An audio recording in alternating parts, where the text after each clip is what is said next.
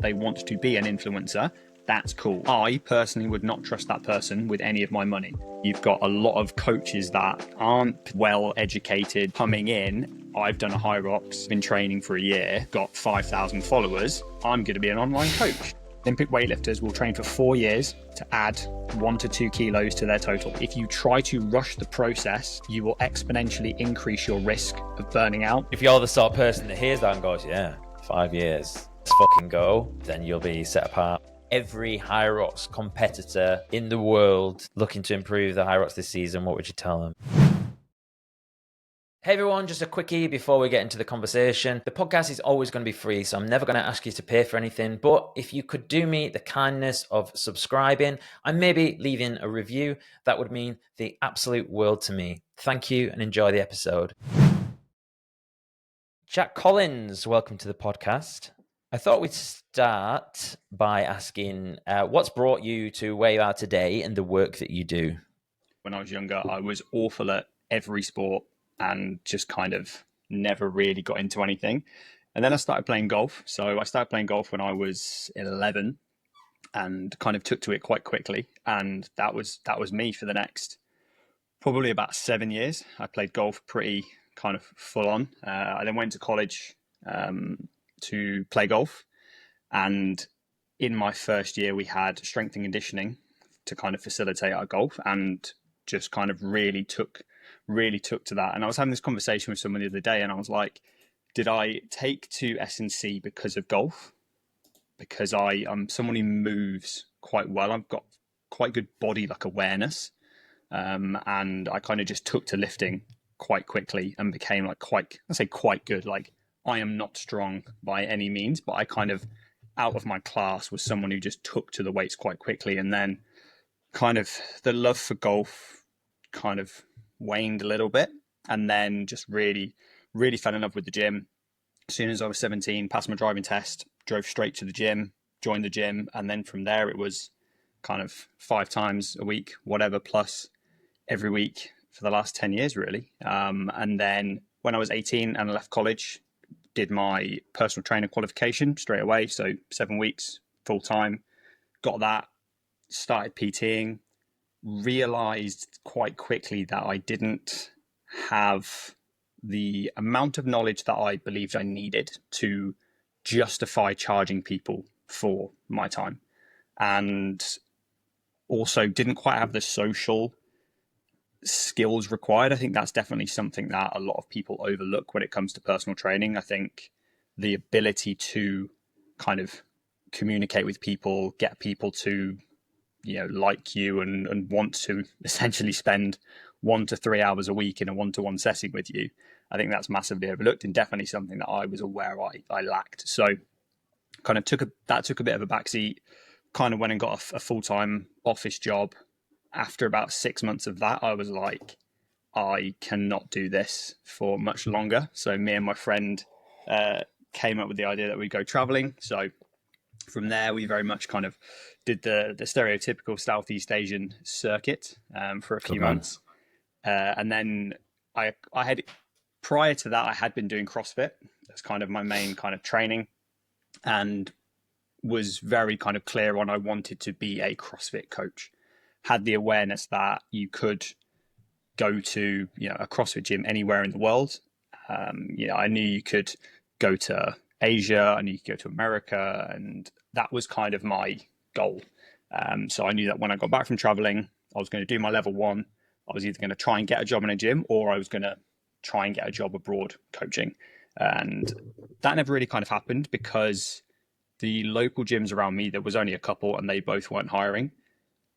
But there was someone that was actually my assistant strength and conditioning coach from college.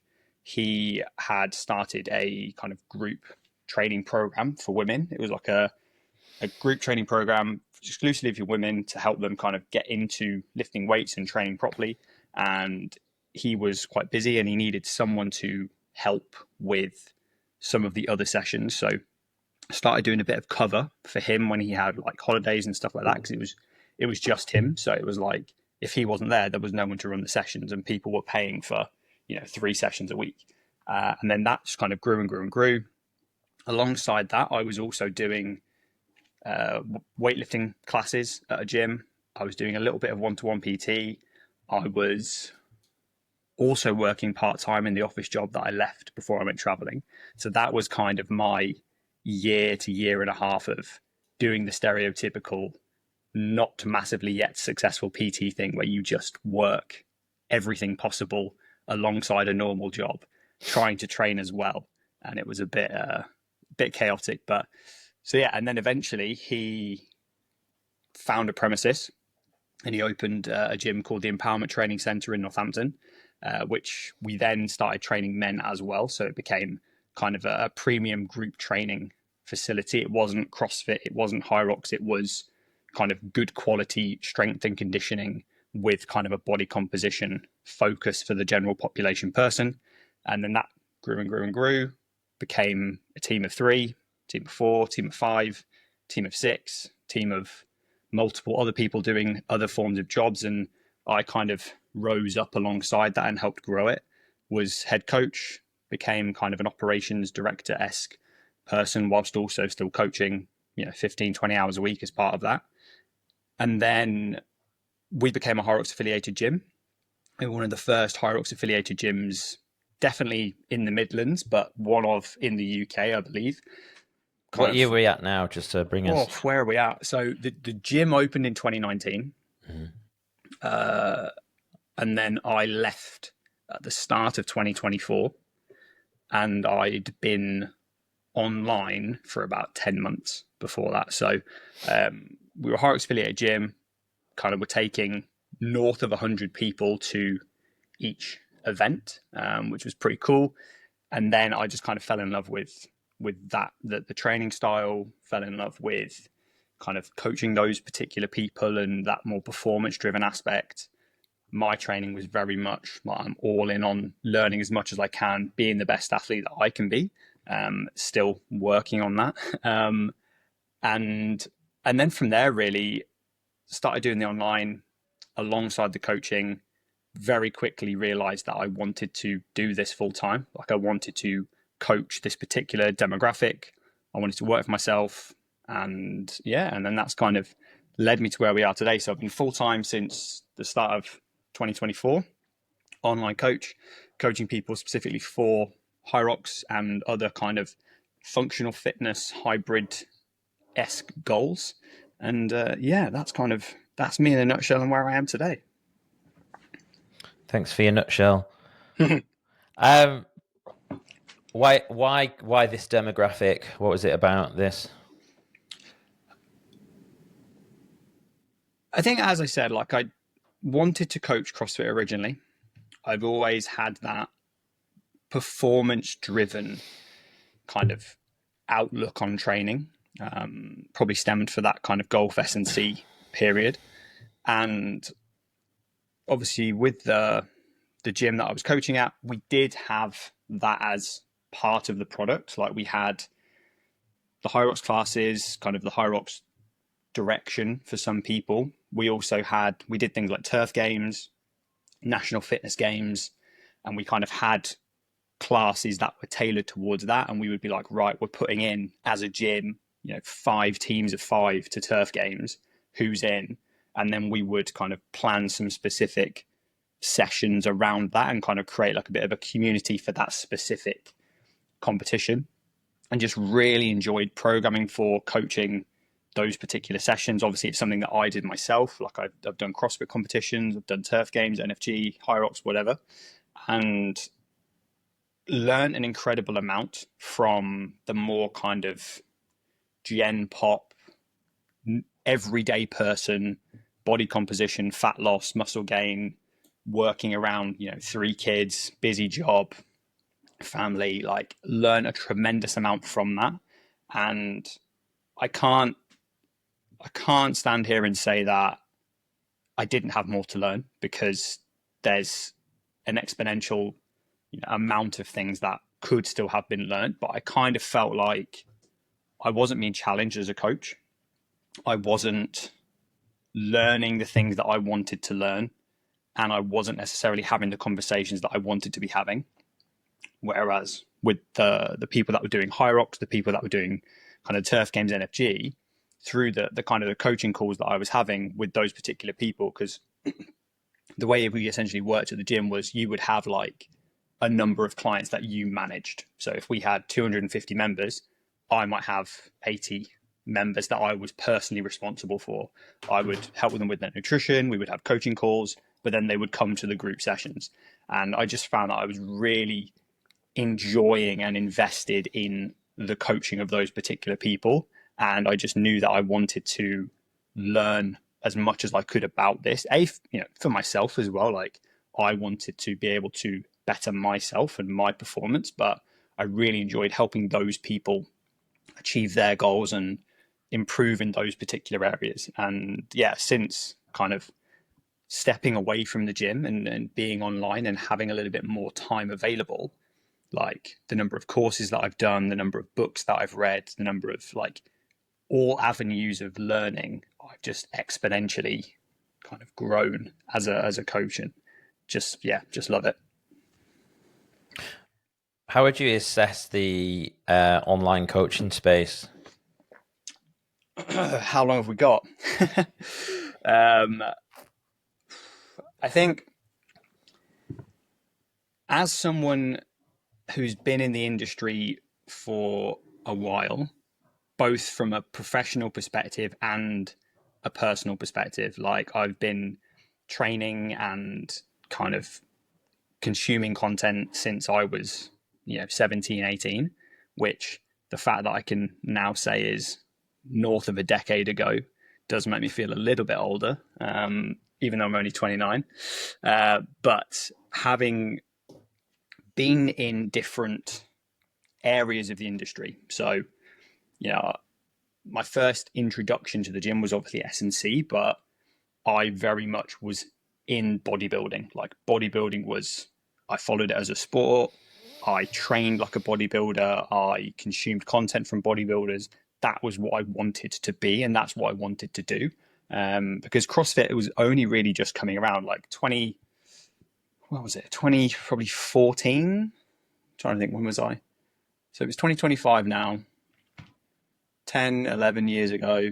Yeah, probably 2013, 14 was when kind of CrossFit was like just about kind of coming up and being a little bit more mainstream.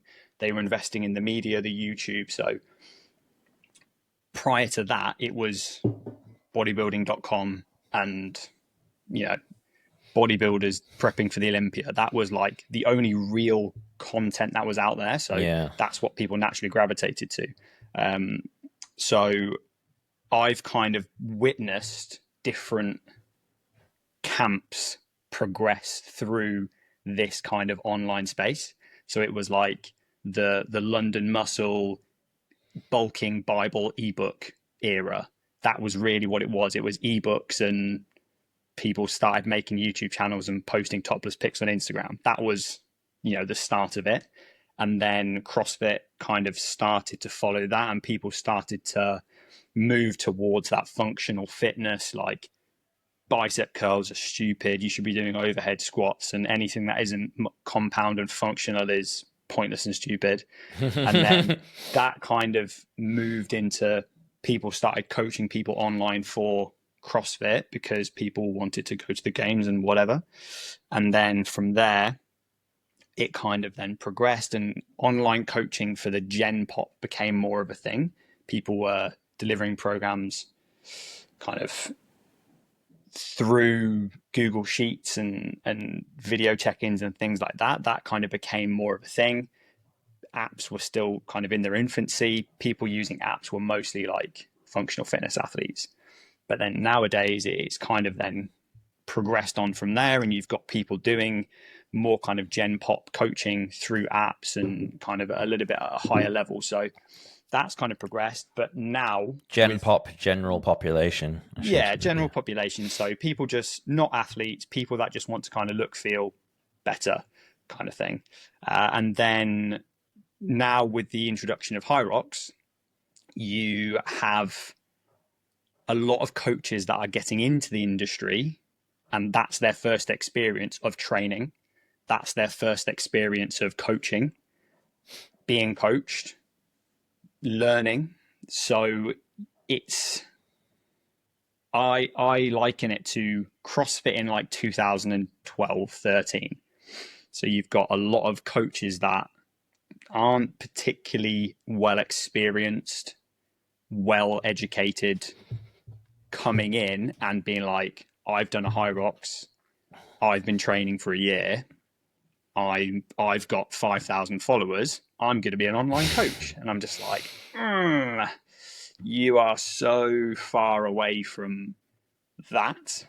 But because of the nature of this social media driven world that we live in, they can see their favorite influencer with 1 million followers setting up an app, selling a whatever program, and think that that's the path to that.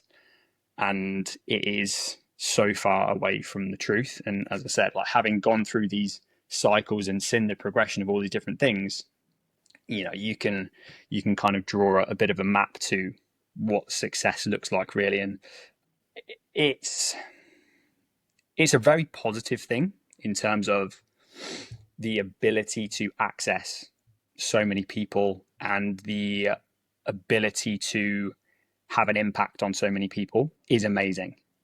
But because of that ability to access so many people, and vice versa, because of our ability to access so many people, being able to figure out who is an appropriate person to trust with your money, with your time, with your health and fitness is incredibly challenging, because the average person wouldn't be able to distinguish between, oh, that person's, you know, world record holder, Hyrox athlete. Clearly, they obviously know what they're doing. Well, do they? When you actually are able to kind of break it down and go, right, okay, well, this world champion Hyrox athlete, Hyrox is a very new sport, so achieving a world record is more attainable than perhaps in other more established sports. That will definitely change and is changing.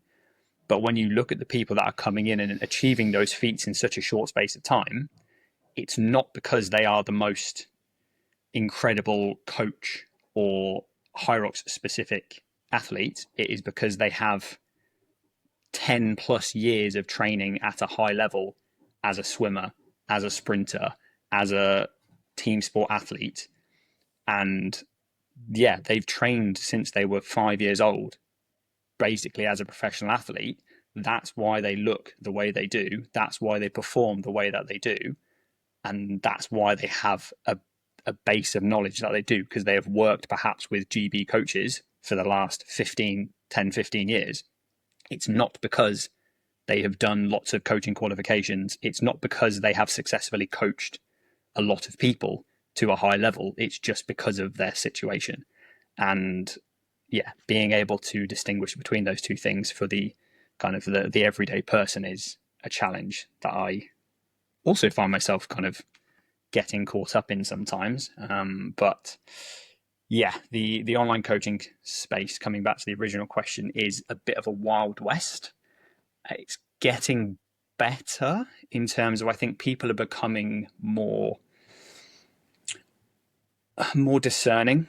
They're becoming a little bit more guarded around who they trust, because I think a lot of people have been burnt in the past. And it used to be you could throw up not for myself, but people used to be able to throw up a topless picture and be like, hey, DM me for coaching. And people would invest. That is not the case anymore. You have to spend a lot more time and effort to develop that know, like, and trust, because people are much more aware of the fact that there are people out there with ill intentions. All right, so let's just summarize this for people. So give us what the top 3 things people should look for before they invest in an online coach in Hyrox. Not a sub 60 in the profile pic, in the profile. So for me, what I would say is you need to look at the content they're putting out and the way in which they're putting it out. To really kind of distill it down is, if from an Instagram perspective, let's say, because that's probably the platform that people are most familiar with and where people probably spend the most time, is that if you look at their content, and all of their content is their training, their posts that are like, try this running workout, try this killer Hyrox AMRAP. If that's, and then here's what I wore to the gym today, get ready with me. Like, if that's all of their content, if that's the only content that they have, they are not a coach. They are some combination of influencer athlete, because all they have to offer you is what they are doing and what they are wearing and what they are eating. I've just thought of a possible interjection here. What you could actually just not look at the photos and just look at the caption. I think that would tell you a lot about this person's background. Yeah, 100%. I mean, if you've gone to university and stuff, you're not the sort of person that's just going to slap up. I mean, you might be a little bit lazy, but most of the people who have scientific knowledge like to put all the detail in the caption. That's something I've noticed, because obviously I speak to a lot of people on this. Yeah, 100%. I think the people that have that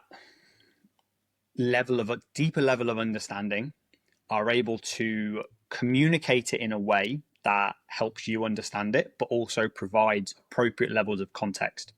So if their caption is, try this killer Hyrox AMRAP, and the caption is, was in a puddle after this, just like something that just helps you in absolutely no way, shape or form. Yeah, you might get a big old dopamine buzz off it, but it's actually you're not going to build any endurance or strength. Yeah, you've just posted a workout that they could have found anywhere on the internet. It's not specific to them, it's not specific to you, it is purely just what they have done. And that is fine if they are just an athlete or they want to be an influencer. That's cool. I personally would not trust that person with any of my money. However, kind of coming back to like, how would you distinguish between someone who knows what they're talking about and someone who doesn't?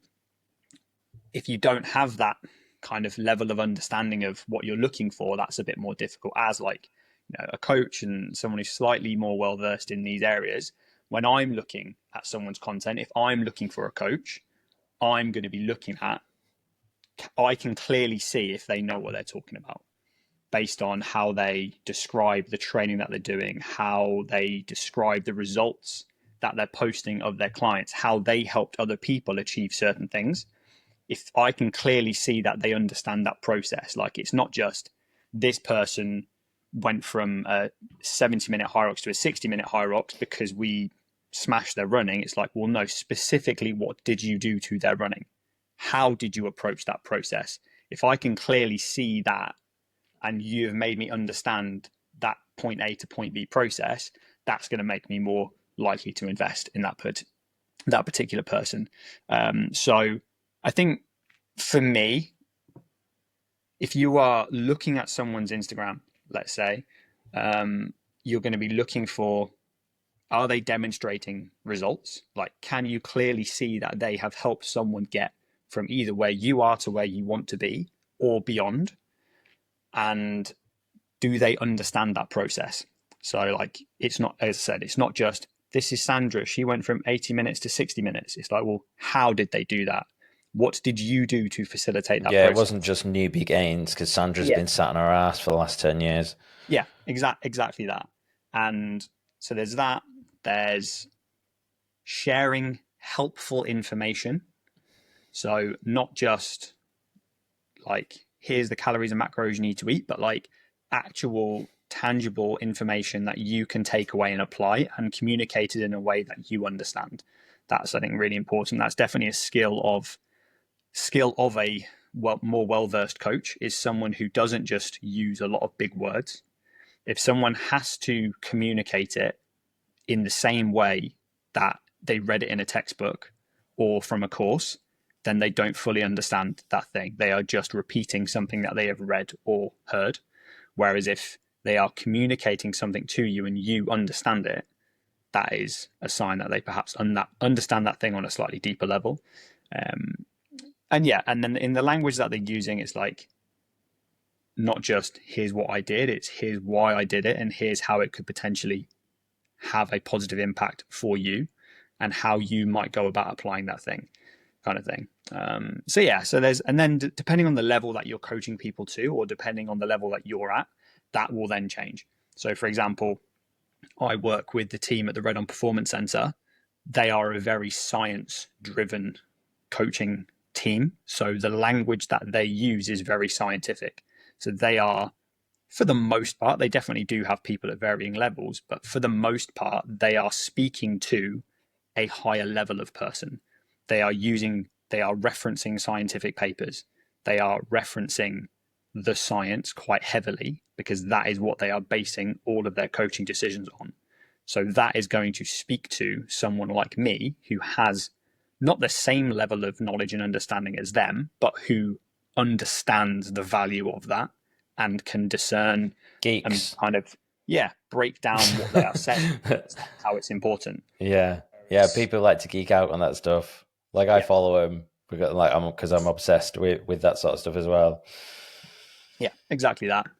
And then the kind of the final thing is like that whole know, like, and trust thing. Like, do you trust that person? Do you like them? Do you trust them? Do you want to invest in that particular person? Do you believe that that person can help you achieve the thing that you want to achieve? Or, do they have a product that you believe is worth what they are charging and you want to invest in that particular person? It doesn't always have to be the absolute best coach with the best knowledge. They just have to be able to help you move forward from where you are now. And they are offering a service that is, you can justify the cost of that service. You see value in what they are providing. Yeah, and this is maybe not like a full razor, but one thing to look out for, I was just thinking, is we said no, like, and trust, but like the trust thing, like social clout, it's a little bit, I know it's a bit of a vanity metric, not necessarily the followers, but who is following them. So like I looked on your profile, like Zara Piergiani follows you, so straight away like there's a checkbox because Zara is reputable. Do you know what I mean? And there's other people in there, and I think I've nearly fallen into this trap where I get followed by a lot of Hyrox people because I think they want to come on the podcast, and then I'll be like, so they'll follow me, and I'm like, wow, like fucking hell, like 300,000 followers or something crazy. They got a blue tick. Nicely written bio with the Hyrox times and stuff. Jacked as fuck on the sled pull profile pic. And I'm like, all right, this guy looks interesting. And then I go, oh, like no one's following them in my community. Or maybe like one or two. Do you know what I mean? So like when you're part of a community, you start to notice patterns and you're like, okay, right, like there's like 50 people following them that are within the Hyrox world or whatever. But it's very easy to buy followers. It's very easy to buy for a blue tick. It's very easy to optimize your Instagram bio. And if you were doing a fuckload of bodybuilding throughout your 20s and then got a bit of a cardio base, it's pretty easy to do a sub one, whatever, Hyrox. So so that's probably to want to look out for. So it's good because it's like they're like, it's almost like the blockchain, like everyone's kind of just cross-referencing people. So as well, like don't just jump in and follow people. Like that will help the community at large be a little bit more discerning. But it's hard because if someone follows you, you're kind of like, oh well, let's be friends. Do you know what I mean? So like, and it's something I've had to deal with as well. Like where like you start to get more followers, and then you just kind of, I think when you're in the early days, you just kind of follow back to just be nice.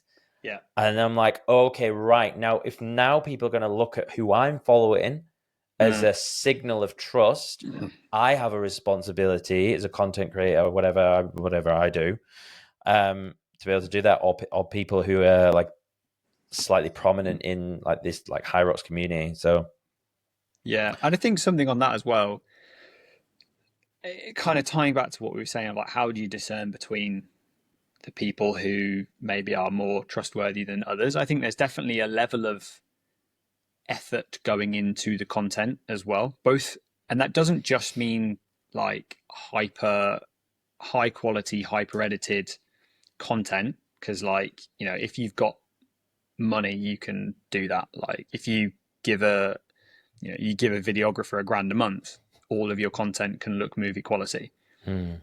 But that doesn't necessarily mean that it is good quality content. It is just high quality visual and audio content, and that's definitely a difference. But like if all of someone's content is just running videos of them just, you know, that shot at the minute, which is the kind of viral running shot that everyone just seems to be posting and posting and posting and getting millions of views. Not to call anyone out, but like just the first name that comes to my head is like Jay Dearden. Like unbelievable athlete. I know he's a good coach as well, because I know prior to being an athlete he was a coach, and I know he's worked at, you know, Hybrid Performance Center, and he's like head coach for, you know, the Rep Gym and things like that. Good coach. But just because that's the example that probably people in the Hyrox space will most clearly recognize, is he just posts the same or similar shot of him running with some kind of audio over the top. And it's just like, yeah, he's found the formula and he's rinse and repeat. Millions. But then now that you've seen that, you will start seeing that shot everywhere. Was it like Meg Sutherland? Her Instagram looks the same. Every other video, or 2 out of every 3 videos, is that just her running, and it's just the same shot again and again and again, because it's a really cool shot. It's really engaging. It's really dynamic, and it gets millions of views.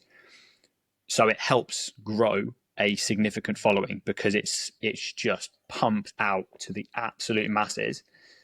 If someone's content is just things like that at varying levels, like if it is literally just short clips, maybe that just, you know, black and white short clips, whatever, that's going to help someone grow a massive following, but it's not providing, you know, any value. And that could be, you know, you break that down into, if someone's content is just a slideshow of these short clips with no real value or context added to them through the caption. Like you could post a video, like I do it myself. I'll post a video from Hyrox, slow motion, whatever. Maybe I'm looking a bit jacked, in the right angles and the right lighting. But in the caption, I will try to then provide the context. That's just me being a little bit lazy with, I don't have to go and film something. I can just take this clip, but I can provide value through the caption and provide context and, you know, help through there. Yeah. So that for me is like, if someone's content is just no effort, really short clips, that's going to help them go viral and build a massive following. But the quality of those followers is probably not going to be the highest. And kind of that's the point I'm trying to make with that, really, is kind of coming back to the point about followers and following.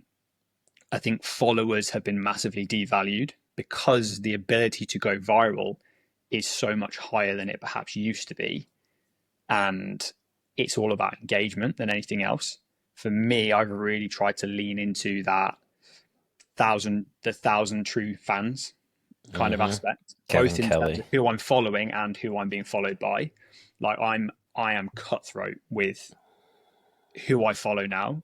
When I first got into the online space, the guidance was, you know, follow for follow. It was like you followed people who you perceived might potentially be in your niche. And I maxed out my followers. It was like 7,500. You can't have to follow any more than that. I've now followed 750. I literally had to spend it's awful. months. I had to spend months doing like 30 a day because I kept getting banned, unfollowing people, and I was just absolutely cutthroat. So I've curated my kind of following to people that are either my own clients, people that, you know, my own clients, my own friends, people that I've kind of met through Hyrox and through the industry, whether that's gym owners, whether that's whatever, people that I, you know, actually want to engage with and consume their content. And that's something I would definitely encourage people to do, is to be really cutthroat with who you follow, because it's like social media is an environment, and we're influenced by our environment. So if you're just following all of these influencers who are just posting these running videos, you are just constantly being bombarded with this just like perfect picture image of this is what the goal is. This is what, I should be aspiring to and comparing yourself to. Whereas if you can just be absolutely cutthroat and just be like, right, I'm only going to follow people that I believe give me value. And same with who's following you as well. Like I'm cutthroat with if any kind of like bots or just people that I'm like, that doesn't even look like a real profile. I just point blank remove it. So like my following is probably much lower than it would have been over the course of the last 2 years of, really investing in time into social media. Like I say only at like just under 9,000 followers, I think. But I remove probably hundreds of people a month just because I don't want those people on my follow list taking away the ability for my actual followers, people who I would perceive actually care about me and want to consume my content, from seeing it. Because Instagram only shows your content to like 10% of your following or something like that. I forget the exact number. So if I've got 10,000 followers, just for math's sake, my content's only been shown to 1,000. And if it's showing my content to 1,000 sex bots, like no one's seeing my content, which isn't helpful. Whereas if you look at the following of people who have tens of thousands or hundreds of thousands of followers, they probably have a large percentage of just random accounts that aren't actually engaging in their content. So yeah. Yeah, I think something else I just thought as well, like if you're looking at someone's profile, is who are they serving? Like what? Like who is this content serving? And like you say, if it's all topless, emotional running posts and stuff, like is that really like what is their intention there? Who is behind that content? Is it someone who's genuinely like looking to put out good knowledge into the space or whatever, or is it just someone looking to grow their following? And maybe they have a combination of two, because it's a business at the end of the day. But if you take a snapshot of their profile, who do you think they're serving? You get a good indicator of what type of coach they are, and or indeed if they are actually a coach. Yeah. Because real coaches buzz off helping people, and like that's like the one thing, isn't it? Yeah, and like this, like the points I guess that we're trying to make and I'm trying to get across is like I'm not trying to badmouth, devalue those people. Like again, just like using those two examples of like Jake and Meg. Like Jake is now a professional athlete. Like his purpose for social media is to grow his presence. Hyrox darling. That's his number one priority with his social media, is to provide value for the brands that sponsor him, grow his, exposure so that more people invest in him. Like if he has 10 million followers, brands will give him more money. And it'll be the same for those brands as well. Those brands will be pushing him to do more. Yeah. Red Bull, Hyrox, because it pushes their brands. Yeah. Definitely Hyrox, I would imagine. Yeah. He was on Men's Health, wasn't he?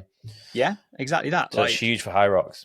So, he and others in a similar situation, it's not a worthwhile investment for them to be trying to put out really thoughtful coaching based information, because that is not their business anymore.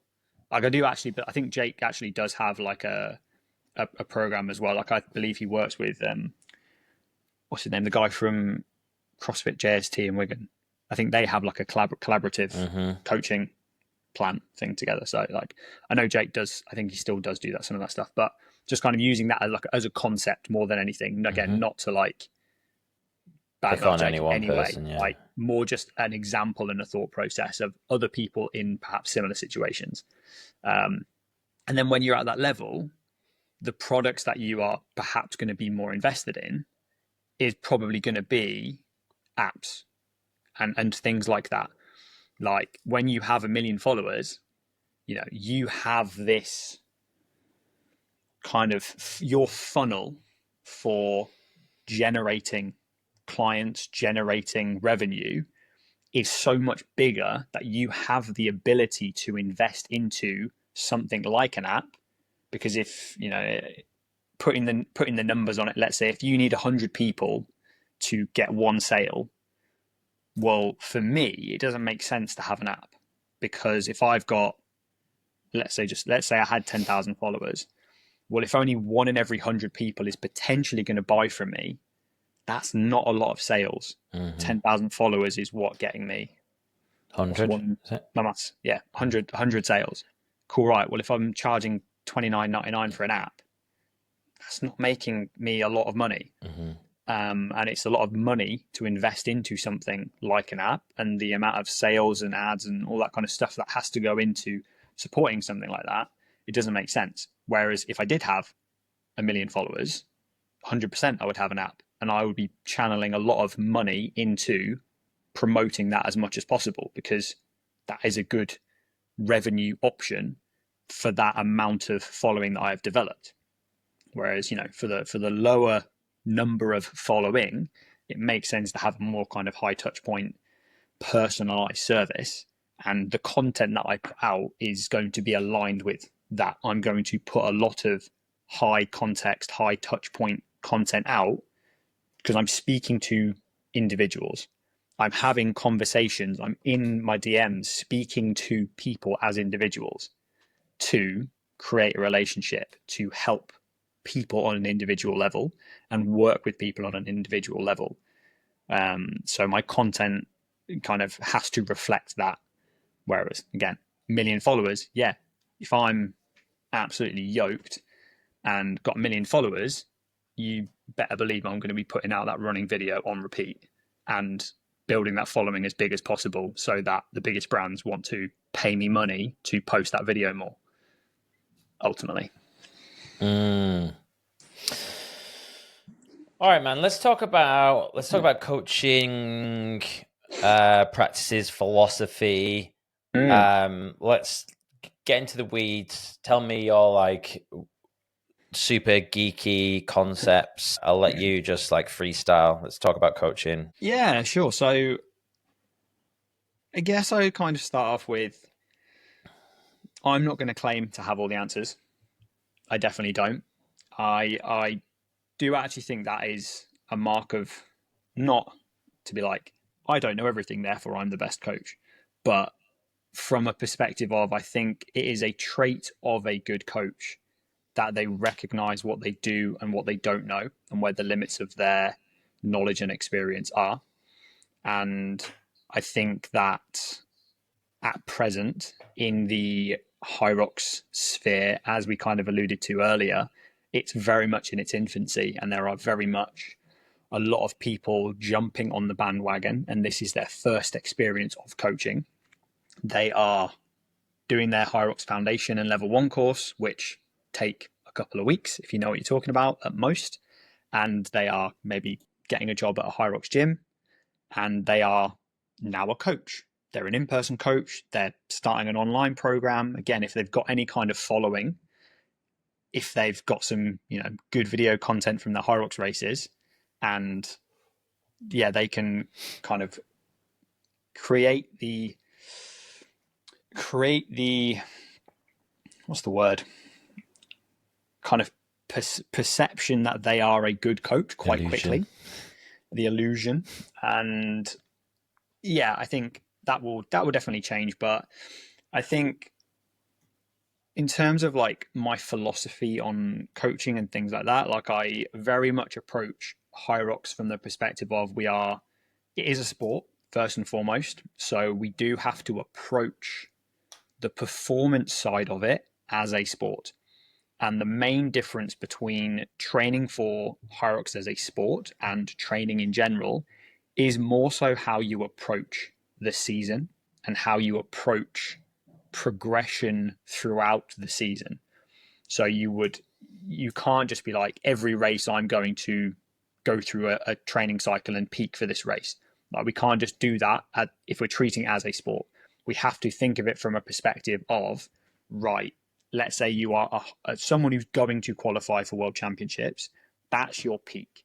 You are trying to, from June to June, lay your training out in a way that helps you be at your best in June. When you get to the world championships, that's when you need to be at your best.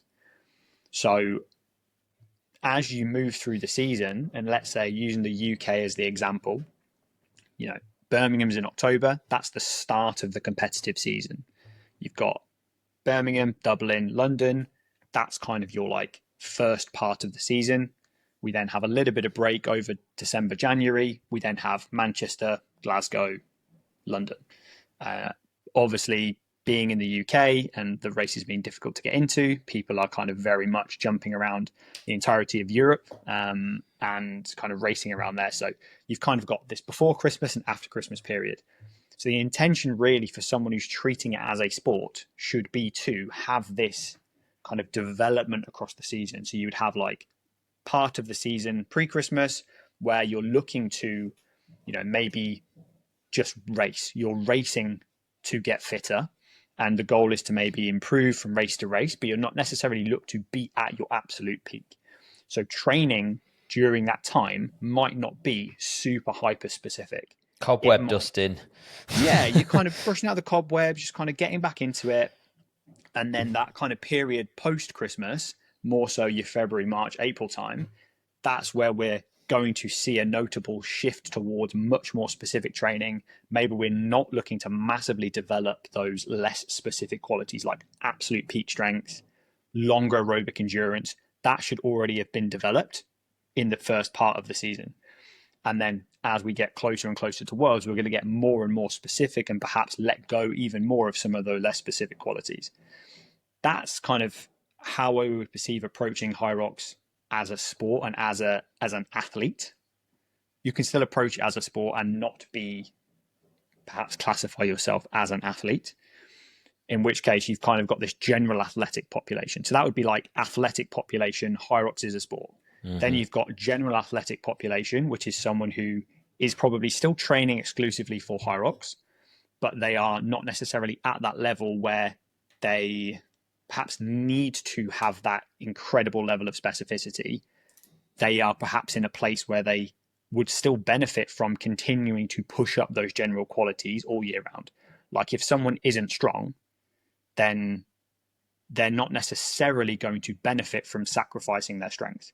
Yeah, you don't want them to do like Hyrox specific for 12 weeks. Yeah, it's like cool. Yeah, because they don't have enough muscle to kind of handle that for the long term.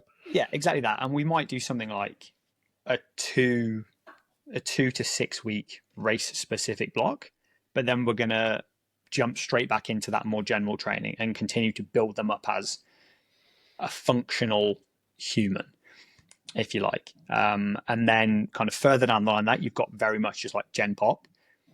We're maybe not going to do that much specific training. We're just kind of focus on building their running base, building their strength base, practicing the movements. And then maybe we do a couple of Hyrox specific workouts just to help them kind of practice it in those few weeks leading up to the race. And then we kind of just get straight back into training from Monday. And it's just this continual development of general qualities.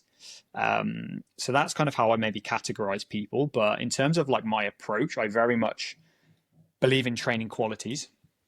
So I will look at someone and go, right, we're trying to develop strength. We're trying to develop power. We're trying to develop skill, movement skills. So if someone is very new to running, we're treating running as a skill, not necessarily an energy system development tool. So it's like if someone has never really run before, I'm not going to be like, right, Monday is zone 2, Tuesday is threshold, Wednesday is VO2. I'm going to be like, we're going to do a 40-minute easy run. And the goal is make sure it's easy and your breathing is somewhat controlled throughout, because they're not training hard enough. Obviously hard is relative, but they're not training hard enough or often enough to warrant that level of kind of hyper specific training. It's more like, this should be hard, this should be kind of moderate, this should be kind of easy. and let's just focus on building these qualities. Let's get you a bit stronger, get you a bit fitter, get you a bit faster. And then as you progress, we can start to make things a little bit more specific and a little bit more kind of tailored to different goals, perhaps. But kind of across all people's, the general population, the general athletic, and the athletes, very much approaching it from a perspective of, we need to just identify what qualities you need to improve to have a positive impact on your race performance. So if we need to get stronger, cool, right, we're going to strength train in a way that helps you improve your ability to produce force in certain patterns. We're going to build your squat, build your lunge, build your hinge, etc. We're going to generally build your ability to tolerate higher volumes of running. We're going to build your ability to ski and row better at a faster pace, longer duration, build your muscular endurance. We're going to get you doing more reps over time. So you can show me that you can do 100 quality bodyweight squats, 200 quality bodyweight squats. Okay, cool. Well, then we can maybe look at starting to, throw in some more wall balls, because you've showed you've got this just base of fitness, this base of capacity across these different qualities. And then, making that more specific to Hyrox, we're going to look at Hyrox and break down and go, right, what qualities are needed to excel? We need a certain amount of kind of power. We need a certain amount of endurance. So based on where someone's at, when they'll come in, we'll run them through a series of kind of fitness tests and, general conversations around their previous training history and previous sporting endeavors. And then from there, we can go, right, this is what you bring to the table. This is what we need to be able to either complete a Hyrox or compete at Hyrox. And there's definitely a key difference there. And then we just move people closer towards that end of the spectrum. It's like, here's where you are, here's where we need to be, here's what we need to work on. Let's kind of go from there. That's in a nutshell kind of how I communicate my approach to developing someone for Hyrox. But as I said, it very much comes down to who you're working with and what they're bringing to the table, because it is a hybrid race. We have these different skills, movements, and qualities that need to be developed. People are going to be coming into that process with vastly different experiences. Again, coming back to what we said earlier, if someone's been a GB swimmer for 10 years, they have a very robust aerobic base. They have a very robust level of general fitness. Their lower body strength is probably lacking. So that's probably the thing that we need to work on the most. But vice versa, you've got someone coming in from a powerlifting background. They are strong, but they probably have zero ability to work aerobically or any base level of ability to tolerate running. So the approach for those people is going to be very different. So it's not like, here's how you train for Hyrox. It's no, here's how these people might train for Hyrox, and here's how these people over here might train for Hyrox, because they have very different kind of, very different skills that they're bringing to the table, strengths and weaknesses, I guess. A good example is like I interviewed Alexander Ronchevich the other week. Yeah. And a great example where it's like, there's no point in me saying like, what's your morning routine? Like, what's your training look like? How can we replicate you as the world champion? He was swimming every day for like 3-4 hours for 10 years. Yeah. Do that, and then you can maybe copy off what he's doing now. So it's Lucy Davis, same example. Was pretty sure she was GB swimmer. One of my friends who used to be a GB swimmer used to train with her, and she's had a six pack since she was 10, because she was just like a high level swimmer. Swimmers have such a good advantage, don't they? It's crazy. Yeah, I just like any of those sports. I think swimming, just the volume of because it's not impact. Yeah, I think that's the thing, because you get runners who do the equivalent cardio work, but then the knees are fucked. They've not done strength training. Like, Yeah. it's so catabolic, isn't it? Yeah. Whereas like the swimmers, just the volume, because you can do volume, it just comes down to like not necessarily who does the most, but there's definitely a significantly higher bar that you have to meet to be competitive and successful. Because it's just, you can just do it for hours and hours and hours. And then also you've got the other training alongside that. So it's like you're in the pool for 4 or 5 hours a day, 2 3 hours in the morning, 2 3 hours at night. But then you've also got your strength and conditioning. You've also got your off feet conditioning as well. Like, just the amount of work that they're doing is just absolutely bananas. And then, I mean, that's just swimming. But then you get into triathlon as well, and it's just like the volume of biking and swimming is just mental. Have you got any sort of like numbers that you look for? Let's say someone's competing, they're looking to compete in the men's Yeah. pro, something like that. They're doing like 5 races a season. Where do you look at, like, what would you be looking for where you go, okay, this person's just done this race, rather than going straight back into Hyrox training, actually, let's test their squat. Let's bring them back up, because maybe we need to do like a mini strength block. And then how do you look at, I don't know if there's a word for it, but almost like mini periodization. Like, do you do like a week off and then like a mini strength block before getting them back into doing specific stuff? Because I presume the answer would be, if you're very strong and you're very capable and you've got a very good base already, then you can do probably Hyrox specific all season, right? How do you pass those things out? Yeah. So that's one of the challenges with Hyrox, is the fact that because it's a mixed modality kind of hybrid thing, where you, particularly at the pro level, like I think at the open level, the amount of strength needed is incredibly low. And that's not to kind of disregard how challenging it is for some people. Like, if you are someone who, if you've just been fell running all your life, like you might struggle. If you're coming from a running background, or you are just, like, if you are someone who, goes to classes a couple of times a week, like that's your training, you just train to be generally fit and healthy. Like, the sleds might be challenging for you, but in the context of strength, you're still doing 50 meters. You are still working for 3+ minutes for some people.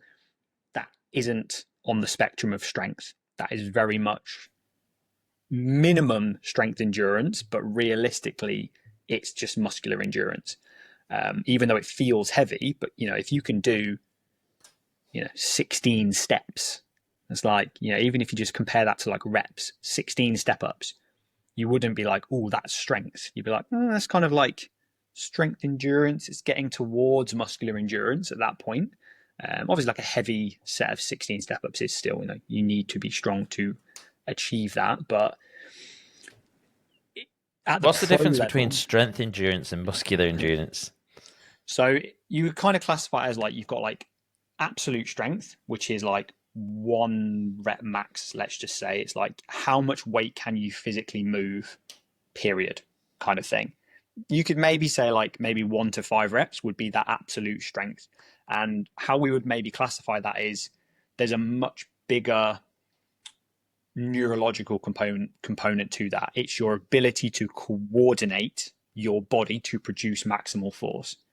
As you start moving further away from that 1 to 5 reps, there's a bit less of a skill component, there's a bit less of a neurological component, and it becomes more about how well can you just contract those muscles. And your body's capacity. You maybe don't need to be as skilled in the movement, kind of thing, which is why we would typically move away from bigger patterns as the reps generally start to increase, and we've maybe become a little bit more isolated. Typically, it's like, you 1 to 5, to 8 to 10, maybe, yeah, we are going to be back squatting, whatever. As we start creeping above 10 reps, it's more like, maybe we might be better off doing something a bit more isolated, a bit more controlled, whether that's a split squat, whether that's a leg press, whether that's a leg extension as we creep up, Yeah, 15 you're not doing plus. 30 deadlifts, are you? Yeah, like unless you're doing, CrossFit and student Yeah. kind of seeing that. But yeah, so kind of from like the pro level, I think that's where strength is much more relevant, in the sense of, like, your 1 rep max back squat probably isn't going to have a significant, as long as it's like a base level, like if you can maybe squat your own body weight on like a back squat for a couple of reps, you're probably strong enough to be able to excel within the open as much as you would want to. Whereas at the pro level, I am going to give an example of a caveat to this, which is, I always have to give this caveat when I'm explaining this to clients or I'm having this conversation with people, but we'll come back to that in a sec. But generally, there is going to be more of a correlation between like absolute strength or, strength levels in general and your Hyrox Pro performance. What I always like to say to people is, like, if all else is equal, the stronger person will win. So it's like, if running is equal, if aerobic capacity, skiing, rowing, whatever is equal, the person who has a higher back squat will have the ability to produce more force. So the sled is going to be a lower percentage of their maximum output. So Would you not say that across both the open and the pro, though, or is it just? Yes, but because the weights are that much lighter, it's a much less significant degree of force needed to move the sled. So it's like, yes, that as a statement would be true. The person, if all else is equal, the person who has the higher back squat, let's say, is probably going to have an advantage. But because the strength requirements are so low, the numbers that we're talking about are much lower. But in the open, the person who has the higher VO2 max could win out over the strength person. Yeah. So that's why but it's not always in the pro necessarily. Yeah. So that's why it's always from a perspective of, if all else is equal, because it's like, you will have that argument of, is it better to be, have a double body weight back squat and a 5K of here, or is it better to have a 5K of here and a double body weight, or a 1.5 times body weight back squat? Like, there's going to be a lot of individual factors that go into that as well. Like, there'll be different body types, different muscle fiber types, different training backgrounds that will kind of come into it. I think someone like Graham Halliday was an example of that. He came in, he had a very robust strength background and would just dominate the sleds. But his running capacity was lower relative to a Rich Ryan, for example. And then you obviously had Hunter, who was the strongest of all of them, but also had an incredible running capacity, power, speed, like all of the things. He just had all these different skills that broadly stemmed from his strength, but he also had the running capacity to support it, which is why he was so dominant. That's changing a little bit now. He obviously still has the world record. So up until this point, we can't disregard that that is perhaps the best way to approach it.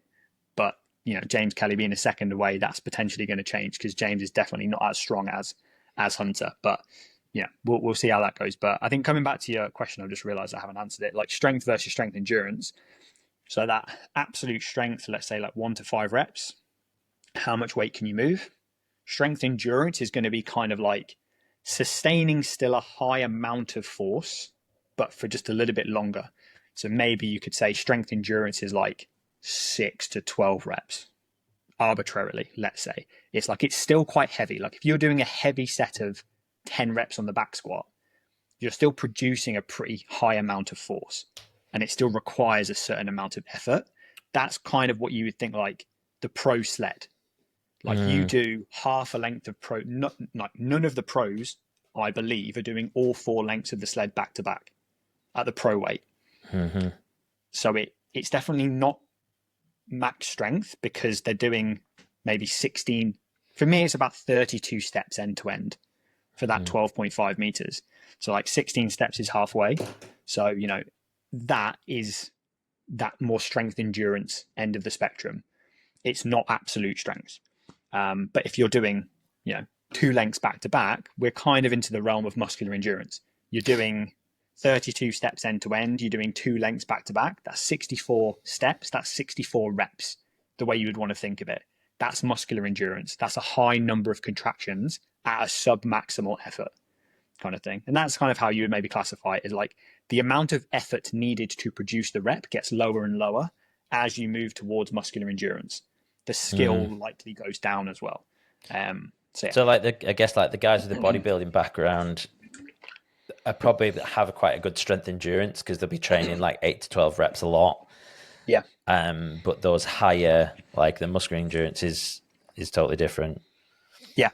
And there's, as you, at both ends of that strength endurance is spectrum is probably where we would kind of probably classify more traditional hypertrophy training, because mechanical tension is one of the, arguably the biggest driver of muscle hypertrophy. As you kind of get closer to the absolute strength, the amount of time under tension is much lower. But as you kind of creep north of, let's say north of 15 reps, like anywhere between 5 and 30 reps is potentially optimal, providing you choose an appropriate exercise to facilitate that is optimal for hypertrophy. Maybe as you start creeping above 20 reps, we start getting into a conversation of, how optimal is it? But that 5 to 20 range is where hypertrophy training is basically going to exist. And as we start getting above that, we start getting more into like muscular endurance, and we're not maybe having enough tension per rep to facilitate a change or challenge the body enough to facilitate a change.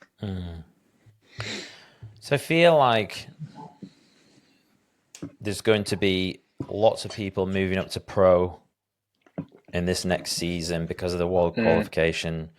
Well, I know because I couldn't get a ticket for pro at Birmingham yesterday. So, and it's a very different approach to training in the open. Yeah.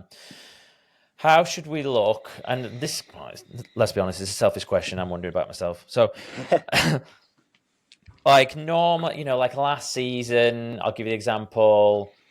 Like worked out really well. Started with an open, then I did a little bit of doubles towards Christmas, and then I went back to open at Glasgow and peaked really nicely. Dead pleased, massive PB.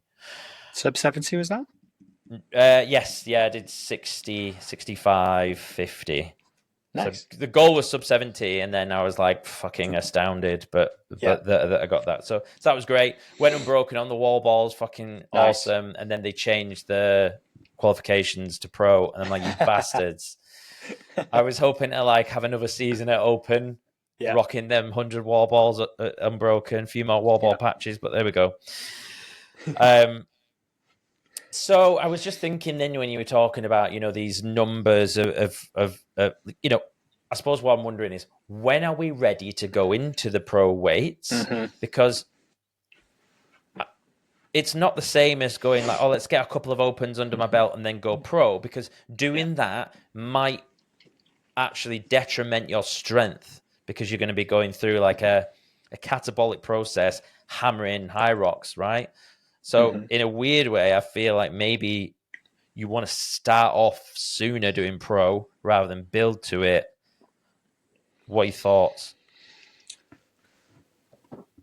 I think it's not a question that has like a straightforward answer, because there isn't a barrier to doing the pro as far as like anyone can sign up and enter it. You can't really, I say can't, you perhaps can't make an argument whether you should, train for the pro but compete in open, as far as like, if you're thinking of it as a sport and you're thinking, right, okay, like I'm going to be in this for the next 5 years, whatever, and I am training to be good at the pro, but until I'm at a point where maybe I can achieve the times I want to achieve or be competitive, I'm going to stay in the open. So my race performance is where I want it to be, but I'm training to be able to long term be at the level I want to be at in the pro. But you can then look at it the other way and go, well, if that's the case and you're striving to be the best you can at pro, your open times don't really matter as such, kind of thing. Like if the pro is the goal and that's what you're training for, but you're racing an open, it's like, cool, well, you're not actually measuring Seems what you're pointless. I feel like trying I'm to just achieve. kicking the can down the road if I'm doing more open races. Yeah, but I mean, like, but then it also comes down to like what's the goal? I think now that they're moving towards the pro is what qualifies you for world championships. I think for me that clarifies it more. It's like, what is your goal? Is your goal to go to world championships? Cool, right? Pro is what you should do. Yes. Because that is what that's going to be the best measurement of your improvement. Like if you want to go to worlds, let's say you need to come top 3 arbitrarily, you need to come top 3 in your age category, and on average we need to achieve 60. I mean, who knows what time it's going to be in the next couple of years, but let's say arbitrarily you need to get a 62-minute time in the pro somewhere in the world to put yourself in a position to qualify for worlds, minus, roll downs and things like that. But let's say 62 minutes is that's what you need. Probably actually sub 60. Anyway, well, that's then the line. That's what we're working towards. So if we're not doing pro races, we're not going to see where we're at. We can obviously measure it through training and we can do sims and we can do whatever, but from a race perspective, your open time is now irrelevant because that's not what we're measuring. So I think that for me has helped simplify it. And that's probably the answer that I would give to people is if the goal is to go to worlds, do the pro and look to actively improve that because you need race experience at that level and you need to be racing against those people that are achieving those times. That's a big factor. Further away when this season even where both categories are qualifying, and this is a conversation that I find myself having with some of my kind of higher level clients where they're kind of in this place where they could come top 3 in either division, and the question we're trying to answer is which one potentially offers you the best opportunity to qualify.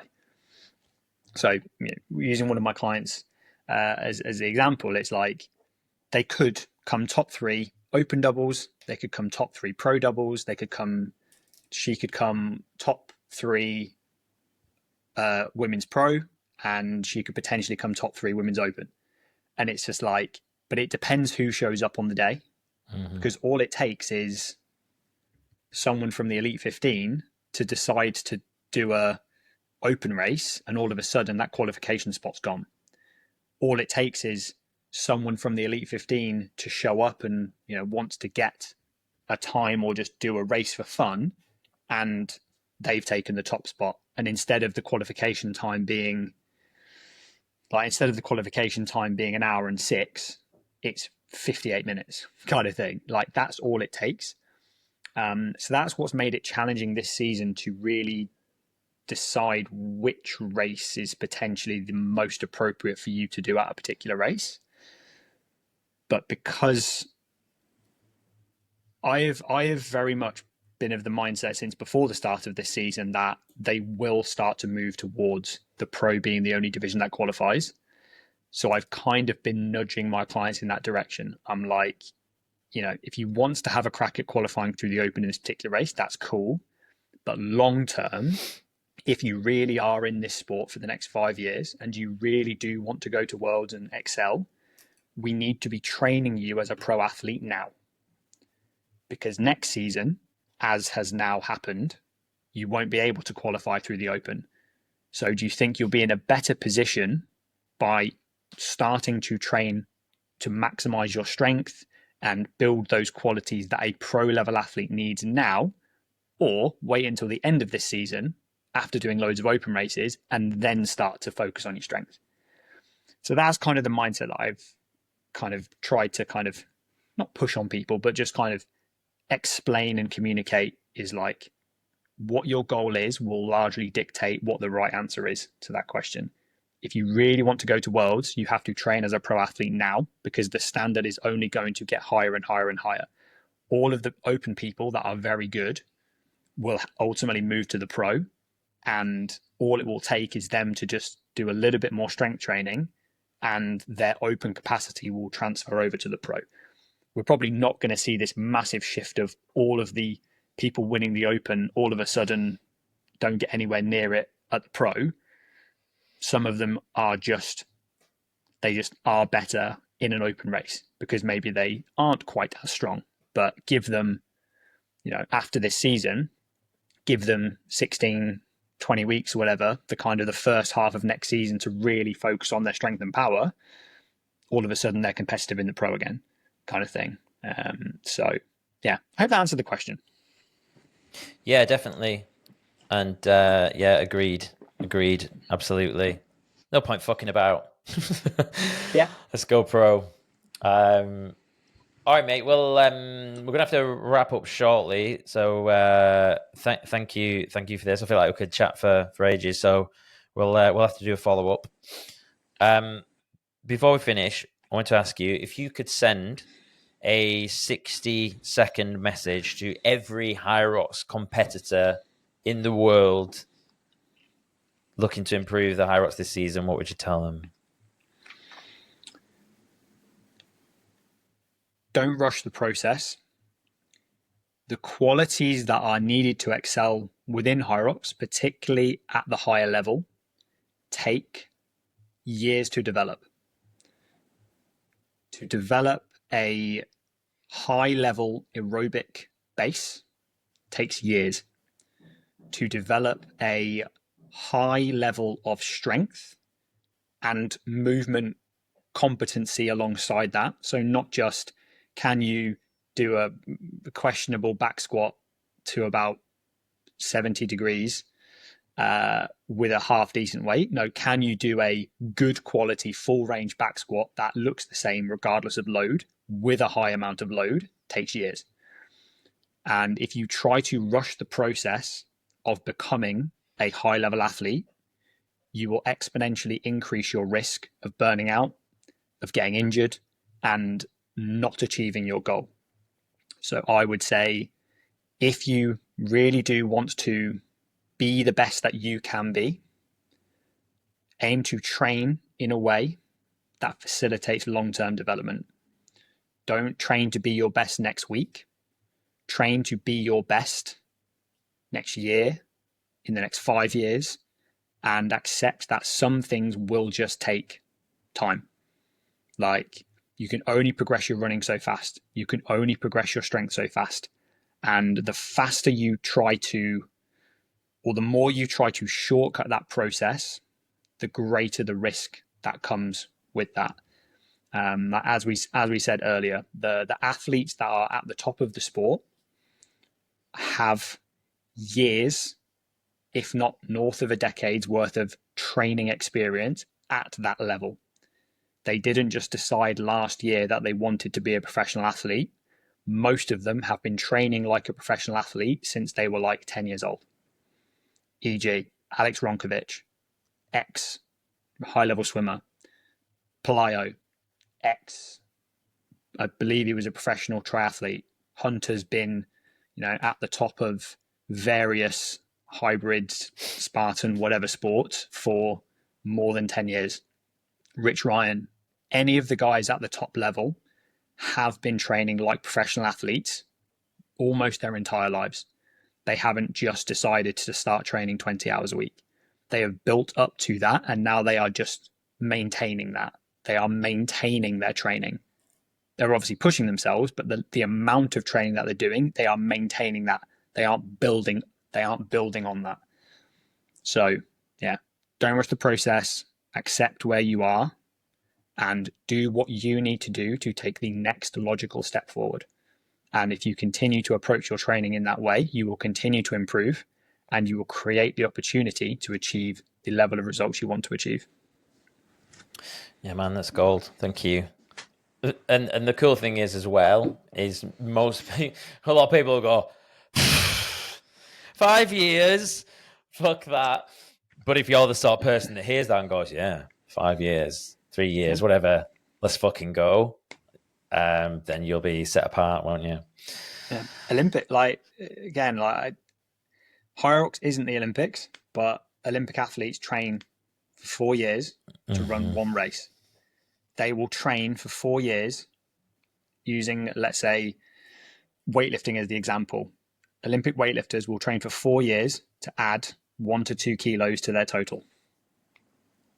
Yeah. Like, they will train with that. Every session is geared around achieving that result in 4 years' time. Yes, there'll be competitions along the way, world championships, whatever, and they will peak for certain competitions along the way.